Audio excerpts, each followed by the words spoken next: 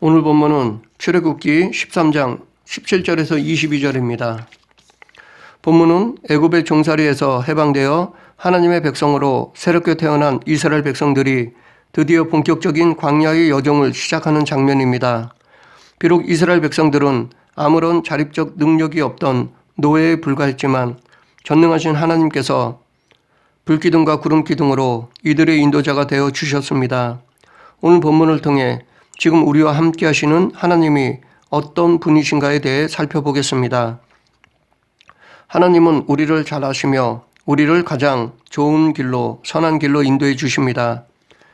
17, 18절 바로가 백성을 보낸 후 블레셋 사람의 땅의 길은 가까울지라도 하나님이 그들을 그 길로 인도하지 아니하셨으니 이는 하나님이 말씀하시기를 이 백성이 전쟁을 하게 되면 마음을 돌이켜 애굽으로 돌아갈까 하셨습니다.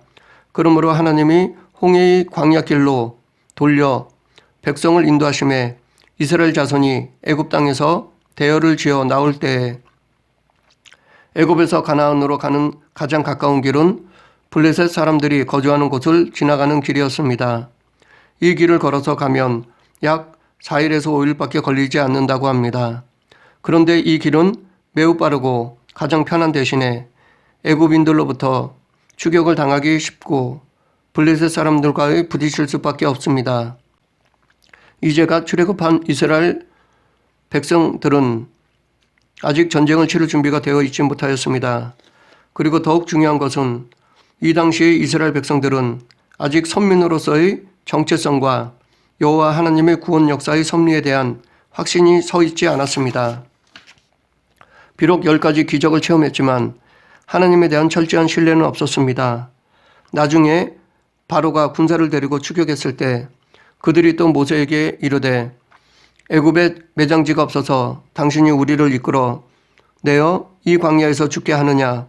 어찌하여 당신이 우리를 애굽에서 이끌어내어 우리에게 이같이 하느냐? 우리가 애굽에서 당신에게 이른 말이 이것이 아니냐? 이르기를 우리를 내버려 두라. 우리가 애굽 사람을 섬길 것이라 하지 아니하였더냐? 애굽 사람을 섬기는 것이 광야에서 죽는 것보다 낫겠노라 라고 하나님과 모세를 원망하였습니다. 그만큼 하나님에 대한 믿음이 없었습니다. 기적의 체험이 있다 하더라도 믿음이 큰 것은 아닙니다. 오히려 큰 체험을 한 사람들 중에는 믿음을 버린 사람들이 많이 있습니다. 비록 큰 체험이 없다 하더라도 말씀과 기도로 살아가면 그 사람을 통해 하나님 나라는 확장됩니다. 이런 상태에서 이스라엘 백성들이 5개의 큰 도시 국가들, 즉 가사, 아스글론, 아스돗, 가드, 에글론으로 상호 동맹을 결성한 막강한 블레셋 군대와 맞부딪히게 되면 쉽게 낙심하고 출애굽한 것을 후회하면서 오히려 다시 애굽으로 돌아갈 여지가 충분하였습니다. 하나님은 이것을 아셨기에 이 길보다 6배나 먼 광야길로 그들을 인도하신 것이었습니다.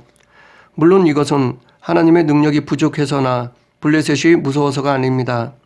이스라엘의 나약함을 알고 계셨기 때문에 취해진 눈높이를 맞춘 조치였습니다. 무엇보다도 이런 조치는 앞으로 시내산에서 하나님께서 이스라엘 백성들과 맺을 시내산 언약을 이루고자 함이었습니다. 이처럼 하나님께서는 때론 지금 우리들에게도 광야길과 같은 고난의 길로 이끌어 가십니다. 그러나 그 길은 그 당시에는 우리들이 이해할 수 없을지라도 항상 더 좋은 것을 주시기 위한 하나님의 사랑이 전제되어 있다는 사실을 잊어서는 안 될 것입니다. 우리를 우리보다 더 잘 아시는 하나님께서는 절대로 고난을 위한 고난을 주시지는 않습니다. 더 좋은, 더 선한 것을 주시기 위해서 그것을 감당하기 위해 고난을 통해 훈련시키시는 것입니다. 그러므로 우리는 고난을 고난으로만 받아들이기보다는 훈련으로 여겨야 할 것입니다. 한 예로 욥은 하나님 앞에서 흠이 없다고 할 만큼 의로운 사람이었습니다. 그러나 욥 자신은 전혀 이해할 수 없는 고난을 당하였습니다. 그 고난은 우리가 보기에도 너무나 참혹한 것이었습니다. 그는 자기의 모든 소유를 잃어버렸을 뿐만 아니라 그의 건강까지도 완전히 잃어버렸습니다. 욥은 너무나 고통스러운 나머지 자신이 태어났다는 사실 자체를 저주할 정도였습니다. 그러나 그 가운데서도 욥은 범죄하지 않고 믿음을 지켰습니다. 그런 욥을 보시고 하나님께서는 그를 높여주시고 이전보다 갑절의 복을 더하여 주셨습니다. 다윗 역시 고난을 통하여 영광에 이른 대표적인 사람입니다. 그는 나라를 위해 목숨을 걸고 충성했습니다. 온 이스라엘 백성들에게 사랑을 받자 사울 왕은 시기하여 그를 죽이려 하였습니다. 다윗은 쫓기는 신세가 되고 말았습니다. 그는 10여 년 동안이나 사울 왕을 피해 도피 생활을 했으며 그중 절반 이상은 살기 힘든 광야에서 지내야만 했습니다. 이 기간은 그에게 힘겨운 고난의 기간이었습니다. 어떻게 보면 너무나 억울한 시간이었을 것입니다. 하지만 이 시간은 또한 그 무엇으로도 대신할 수 없는 가장 귀한 시간이 되기도 하였습니다. 그는 이 기간을 통하여 강력한 추종 세력을 얻었을 뿐만 아니라 유다와 온 이스라엘을 다스릴 왕으로서의 자질을 갖추게 되었습니다. 무엇보다도 신앙적으로 더욱 성장하게 되었습니다. 이 때문에 그는 이스라엘 역사상 가장 위대한 왕이 될 수 있었던 것입니다. 이처럼 성도들에게 주어진 고난이 꼭 하나님의 징계나 저주만을 의미하지는 않습니다. 고난은 성도를 더욱 성장시켜서 큰 복을 감당하게 하려는 하나님의 은혜의 수단이 되기도 합니다. 그래서 사도 바울은 환난 중에서도 오히려 즐거워한다고 하였습니다. 환난은 성도를 인내하게 하고 그 인내는 성도를 더욱 성숙하게 하여 마침내는 구원의 소망을 이루게 하기 때문입니다. 또한 베드로도 의를 위하여 고난을 받으면 오히려 복 있는 사람이라고 하였습니다. 하나님께서는 때론 성도를 고난의 길로 인도하시지만 그 길은 결코 멸망이나 사망에 이르는 길이 아닙니다. 그 길은 오히려 복과 영광에 이르는 길입니다. 그러므로 성도는 고난 가운데서도 결코 낙담하거나 좌절해서는 안 됩니다. 오히려 그 고난을 통하여 우리에게 더욱 큰 복을 더하실 하나님을 바라보며 믿음과 인내로 이겨나가야만 합니다. 그럴 때 하나님께서는 우리가 상상할 수조차 없는 크고 놀라운 복과 영광을 주십니다. 그런데 의외로 우리 믿는 자들이 흑백 논리가 뚜렷하여 남의 고난에 대해 쉽게 판단하는 경향이 있습니다. 남의 고난을 판단하기보다는 그의 고난의 위로자가 되어야 할 것입니다. 함께 기도하며 그 아픔을 함께 나누어야 합니다. 오늘 본문 18절에서 이스라엘 백성들이 애굽 땅에서 대열을 지어 나왔다고 말하고 있습니다. 여기서 대열을 지었다는 것은 이스라엘이 질서정렬하게 행렬을 지어 이동하였다는 것을 말합니다. 비록 이스라엘 백성들은 아직 선민으로서의 정체성과 전쟁을 치를 군사적 힘도 정신적 무장도 제대로 갖추고 있지 못한 상태였지만 각 지파에 따라 나름대로의 질서를 갖추어 이동하였습니다. 하나님께서는 이스라엘 백성들이 아직 정치적, 군사적 체계를 갖추지 못한 상황에서도 질서 있게 인도하셨습니다. 하나님께서는 혼돈 상태에 있던 우주에 질서를 부여하신 분이십니다. 그래서 우주를 당신이 정한 법칙에 따라 질서 있게 운행하도록 하신 분이십니다. 그렇기 때문에 우리가 보기에는 세상의 모든 것들이 다 각기 제멋대로 움직이는 것 같이 보이지만 그 어느 것도 하나님의 질서에서 벗어난 것은 없습니다. 하나님은 질서의 하나님이십니다. 그러므로 하나님께서는 자기 백성들에게도 질서를 요구하십니다. 훗날 하나님께서는 이스라엘 각 지파별로 개인에게 각자의 역할과 위치를 정해주시고 그 정한대로 행동할 것을 요구하셨습니다. 그리고 그 위치를 지키지 않고 질서를 무너뜨리는 자들은 징계하셨습니다. 이처럼 이스라엘 백성들에게 질서를 지킬 것을 요구하신 하나님께서는 또한 오늘날 예수님의 몸된 교회의 성도들에게도 교회에서 질서대로 행할 것을 요구하십니다. 사도 바울은 교회를 그리스도의 몸으로 비유하면서 머리 대신 그리스도의 뜻대로 각자에게 맡겨진 직분과 위치를 지키며 자신의 역할을 충실해야 한다고 역설하였습니다. 또한 다양한 은사와 능력을 가졌을지라도 각자의 분수에 맞게 질서대로 행해야 한다고 가르쳤습니다. 이렇게 질서를 지키는 것이 교회의 덕을 세우는 것입니다. 하나님께서는 결코 혼돈과 무질서의 하나님이 아니십니다. 그렇기 때문에 교회의 질서를 깨뜨리고 혼란케 하는 것은 교회를 허무는 일입니다. 하나님께서는 결코 이런 자들을 죄 없다 하지 않으십니다. 성도는 항상 교회 안에서 자신의 역할을 감당하되 자신의 직분에 합당한 위치를 지키고 선을 넘어가서는 안 됩니다. 그와 동시에 자기가 하는 것이 제일 중요하다고 여기고 다른 사람의 일을 무시해서도 안 됩니다. 교회에서는 모든 일이 예수님의 영광을 위한 것이므로 다 귀한 것입니다. 서로를 인정하고 합력해야 합니다. 20절 그들이 숫곳을 떠나 광야 끝 에담에 장막을 치니 이스라엘 자손들은 숫곳에서 출발하여 광야 끝에 있는 에담에 장막을 쳤습니다. 여기서 숫곳이라는 이름의 뜻은 오두막집이고 에담이라는 이름의 뜻은 요새라는 뜻입니다. 즉 그들은 집을 짓고 편안하게 살 수 있는 숫곳에서 떠나 안전하게 살 수 있는 에담으로 옮겨간 것입니다. 그러나 이스라엘 자손들은 숫곳에서 집을 짓지 않았고 에담에서 성벽을 쌓지도 않았습니다. 왜냐하면 그곳은 그들의 목적지가 아니었기 때문입니다. 그곳은 그들에게 잠시 머물다 갈 곳이었기에 그들은 그곳에 장막을 쳤던 것입니다. 장차 가나안 땅에 들어갈 것이기 때문에 숫곳이나 에담에 안주하려 하지 않았습니다. 이처럼 장차 하나님 나라에 들어갈 우리들도 이 땅에 안주하려 하거나 욕심을 내지 말아야 할 것입니다. 우리가 이 땅만 바라보고 이곳이 전부인 양 욕심을 낸다면 결코 하나님의 나라에 들어갈 수 없습니다. 만약 그렇게 한다면 우리도 아간과 같은 꼴이 될 것입니다. 아간은 하나님께서 주신 젖과 꿀이 흐르는 땅 가나안을 앞에 두고 탐심에 이끌려 하나님의 명령을 어기고 금과 은과 의복을 감추었다가 돌 무더기에 묻혔습니다. 또한 초대교회 때 아나니아와 삽비라도 교회의 일원으로서 전 재산을 팔아 막대한 재물을 교회에 바치려 할 때 세상에 대한 집착을 버리지 못하고 그 재산의 일부를 감추고 속였다가 결국 생명을 잃어버리고 말았습니다. 이들은 지금 이곳이 전부인 양 여겼기 때문에 하나님 나라를 바라보지 않았기 때문에 그렇게 된 것입니다. 그래서 예수님은 너희를 위하여 보물을 땅에 쌓아두지 말라라고 말씀하셨습니다. 엄밀하게 말해 우리는 이 땅에 안주할 수 없습니다. 인간은 반드시 죽을 수밖에 없는 존재입니다. 그렇기 때문에 우리는 이곳에 안주하려 해도 안 됩니다. 혹 어떤 이는 자식을 위해서라도 물질, 명예, 권력을 남겨야 한다고 합니다. 물론 틀리진 않습니다. 하지만 그렇게 주는 것은 오래가지 못합니다. 물고기보다 물고기 잡는 법을 가르쳐 주라는 유대인의 속담이 있듯이 어떤 것보다 어떤 것을 얻는 방법을 가르쳐 주어야 합니다. 우리가 어떤 것을 얻는 방법은 모든 것들의 주인이신 하나님을 소개하는 것입니다. 즉 하나님을 경외하는 것이 그 어떤 것을 얻는 방법입니다. 그러므로 하나님을 경외하는 것은 곧 예수님을 따르는 것이며 결국 예수님을 자녀에게 가르쳐 주는 것이 그 무엇을 얻는 것보다 더 중요한 것입니다. 이 땅은 결코 우리의 목적지가 아닙니다. 우리는 다만 나그네일 뿐입니다.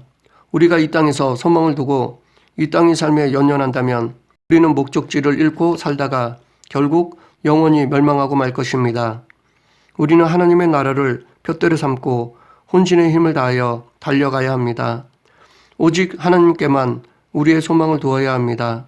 하나님께서는 결코 우리의 소망을 부끄럽게 하시지 않고 반드시 우리에게 영원한 의의 면류관을 씌워 주실 것입니다. 하나님은 우리를 잘 아시며 우리를 가장 좋은 길, 선한 길로 인도해 주십니다. 그런데 하나님께서는 우리를 인도해 주실 때 앞장서 가십니다. 뒤에서 몰아가시는 것이 아니라 먼저 앞서 가시며 인도하십니다.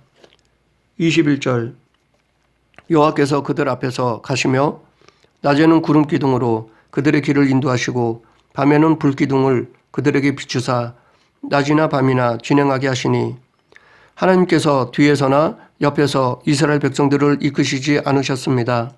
직접 앞서 가시며 인도하셨습니다. 그래서 이스라엘 백성들은 하나님만 바라보며 가기만 하면 되었습니다. 이것은 마치 목자가 양을 이끌어가는 것과 같습니다.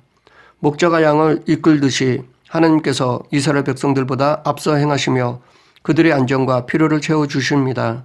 그렇기 때문에 양들이 목자만 바라보고 따라간다면 안전하게 쉴만한 물가와 푸른 초장을 누릴 수 있듯이 이스라엘 백성들도 부족함이 없이 살 수 있었습니다.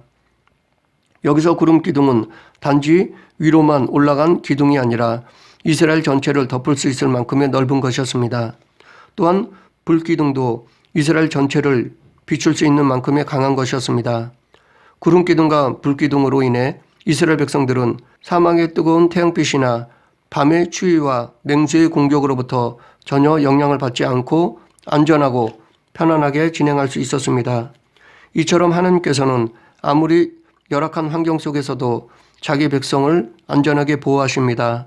그러므로 하나님께서 함께 하시면 그 어떤 대적이나 위험도 두려워할 필요가 없습니다. 그 예로 다윗을 보면 알 수 있습니다. 다윗은 하나님께서 그와 함께 하시며 그를 지켜주심으로 말미암아 모든 대적들과 싸움에서 승리할 수 있었습니다. 또한 10여 년 동안의 사울 왕의 필사적인 추격에도 불구하고 살아남을 수 있었을 뿐만 아니라 오히려 더욱 강성하여져서 유다와 온 이스라엘의 왕이 될 수 있었습니다.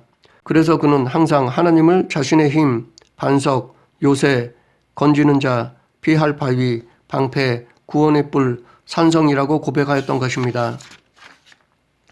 이것은 다윗뿐만이 아닙니다.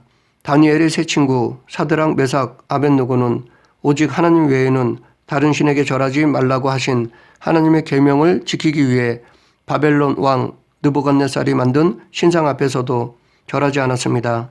그것 때문에 그들은 극률이 타는 풀무불에 던져지는 형벌을 받게 되었습니다. 그러나 하나님께서는 그 극렬히 타는 풀무불 가운데서도 그들을 보호하셨습니다. 그래서 머리털 하나, 옷끝 하나 상하지 않게 하셨습니다. 이처럼 하나님께서는 그 어떠한 상황 속에서도 당신을 사랑하는 자, 곧 당신의 뜻대로 부르심을 입은 자들을 완전하게 보호하십니다. 그 누구도 하나님께서 보호하시는 사람을 해할 수 없습니다. 그래서 예수님은 참새 2마리가 한 아사리온에 팔리지 않느냐. 그러나 너희 아버지께서 허락하지 아니하시면 그 하나도 땅에 떨어지지 아니하리라 라고 말씀하셨습니다. 그러므로 우리는 언제 어떠한 상황 속에서도 두려워할 필요가 없습니다. 우리는 오직 하나님의 보호하심과 인도하심을 믿기만 하면 됩니다. 그러면 하나님께서 우리를 안전하게 지키시고 보호해 주십니다.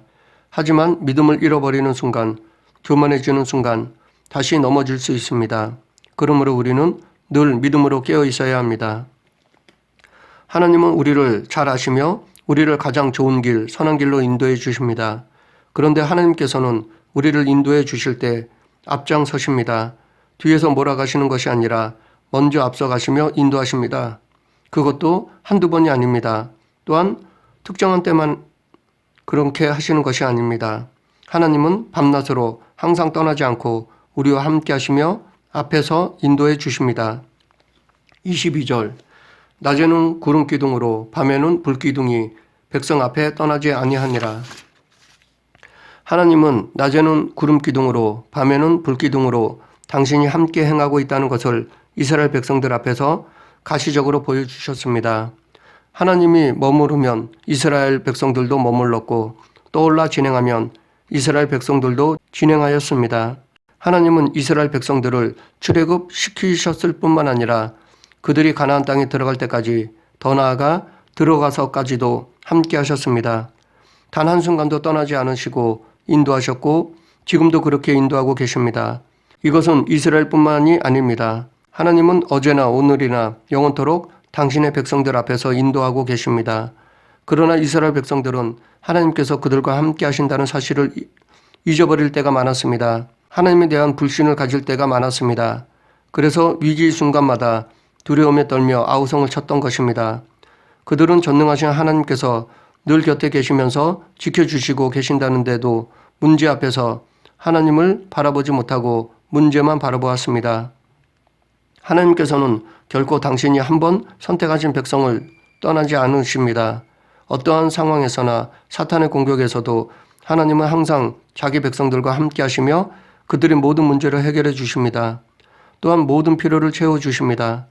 우리는 이 사실을 믿어야 합니다. 그런데 만약 이 사실을 믿지 못하면 우리는 참된 평안을 누릴 수 없습니다. 이스라엘 백성들 같이 어려운 상황이 닥치면 넘어지게 됩니다. 하나님만을 바라보며 예수님을 따라 살아가는 것만이 광야 같은 세상에서도 참 평안을 얻는 유일한 방법입니다. 하나님을 믿고 순종하는 길만이 우리가 세상에서 승리하는 삶을 살 수 있는 유일한 방법입니다. 말씀을 정리하겠습니다. 하나님은 이스라엘 백성들의 마음과 그들의 상황을 잘 알고 계셨습니다. 그래서 그들에게 가장 좋은 길, 선한 길로 인도해 주셨습니다. 그것도 그들 앞에서 인도하셨습니다. 밤이나 낮이나 언제나 변함없이 이들과 함께 하셨습니다. 지금도 하나님은 우리를 잘 아시며 우리를 가장 선한 길, 좋은 길로 인도해 주십니다. 때론 그것이 고난의 모양으로도 올 수 있지만 분명히 그것은 좋은 선한 것입니다. 하나님께서는 우리를 인도해 주실 때도 앞장서십니다. 뒤에서 몰아가시는 것이 아니라 먼저 앞서가시며 인도해 주십니다. 그것도 밤이나 낮이나 항상 우리와 함께 하십니다. 그러므로 우리는 우리의 목자 되신 하나님만 바라보고 따라가야 합니다. 예수 그리스도와 동행하며 하나님께 순종해야 합니다. 그러면 광야 같은 이 세상에서도 푸른 초장과 마르지 않는 샘을 마실 수 있습니다. 오직 하나님만 바라보고 따라가는 저와 여러분이 되길 간절히 축원합니다. 기도하겠습니다. 사랑과 은혜가 풍성하신 하나님 아버지, 지금도 우리 앞에서 우리를 인도하시는 하나님만을 바라보는 성도가 되게 하여 주시옵소서. 하나님을 믿고 의지하며 충성하는 성도가 되게 하여 주시옵소서. 예수님 이름으로 기도드립니다. 아멘.